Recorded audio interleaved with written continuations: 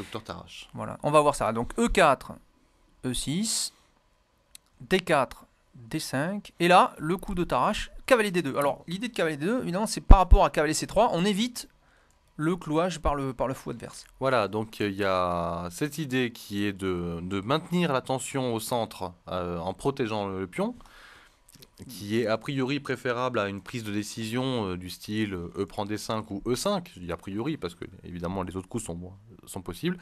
Et donc la nuance par rapport à cavalier C3, comme tu le disais Stéphane, c'est que justement on laisse notre pion C libre et que ce pion va pouvoir éventuellement protéger notre pion D4 aussi, ouais. contre la poussée C5 des noirs, qui est un classique de la variante française. Donc cavalier D2, traditionnellement, à la faveur des joueurs positionnels plutôt.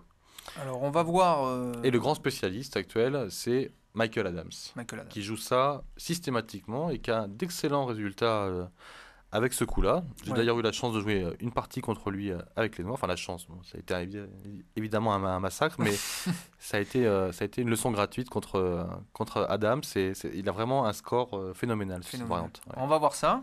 Donc, un des coups possibles. Alors là, il y a deux coups principaux. Il y a soit ce coup C5, ou alors l'autre coup qui est cavalier F6. Voilà. Plus classique. Voilà, il y a deux coups possibles. Alors, on va voir principaux. Peut-être C5 d'abord, pour voir. Pardon. On va voir C5 pour voir la... Alors C5, c'est un coup logique, Stéphane, parce que le cavalier en D2 prive la dame D1 d'une action au centre. Voilà, donc on met pression directe sur le pion D4 ici. Voilà, donc c'est un coup qui paraît naturel, puisque on dirait que les blancs sont emmêlés les pinceaux un petit peu avec leur développement, donc on en profite par une réaction au centre.